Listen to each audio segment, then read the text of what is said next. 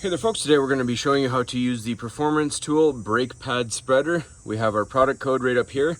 Most of these pad spreaders are the same, but this is the particular brand that we chose. We bought it from our local auto parts store. So we're going to take it out of the package.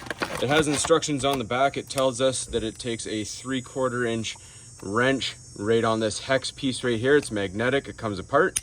So we'll show you just how to use it and how easy it is to spread these apart. All right, so anytime you do new brakes on a vehicle, you need to compress this piston because the new pads will be thicker, so the piston will hit the pads, so you need to compress it to be able to fit it over the new pads. So the good thing about this pad spreader, it's fairly cheap, it's easy to use. It can be used on single piston calipers like what you see here in front of you, and it can also be used for dual piston where you see two pistons as well, and it'll compress them evenly. So all we're gonna do is place the spreader evenly.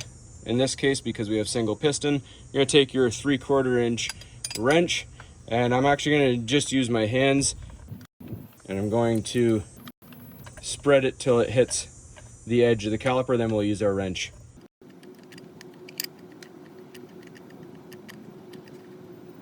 All right, once it's nice and tight and snug, you see it goes up this bolt, this threaded rod right here, and that's what helps compress it. So now we just take our 3/4 and slowly open it up.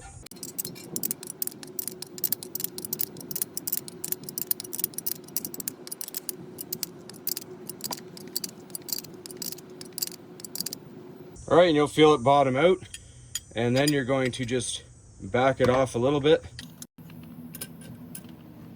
and that'll loosen it. And now you can put your caliper back on. Then you just tighten up your bolts and you're good to go. So I'm just going to show you one quick note to make about this pad spreader, just to make sure you don't make errors with it. All right, so when you are done, you can just compress it, spin it down. And as I said, it's magnetic, it does come apart. All right, so most importantly, if you have a ratcheting wrench, it can make it a lot easier to use this tool. It'll be quick back and forth. You just open it up and put it back on because it is magnetized. And you can go back and forth, and that'll spread it out. The only thing to be cautious of, as you can see, this ratcheting wrench is not reversible. It doesn't have a switch that can reverse it back. So you don't want to use this type of ratcheting wrench because once you get to full extension, you're going to be stuck and you won't be able to loosen it back off like I showed you.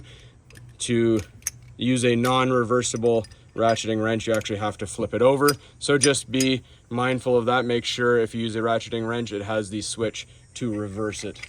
And you can also use an adjustable wrench. That's entirely up to you as long as it fits that 3/4 inch. And the only other thing to be mindful of is when you are doing brakes, just maybe double check how wide the gap is on the brakes, and you don't want to get too big of a pad spreader that won't fit. So get one that's kind of mid-range that you'll be able to use according to your specifications. So that's all there is to it, folks. Hopefully you found this helpful. As always, please don't forget to like and subscribe.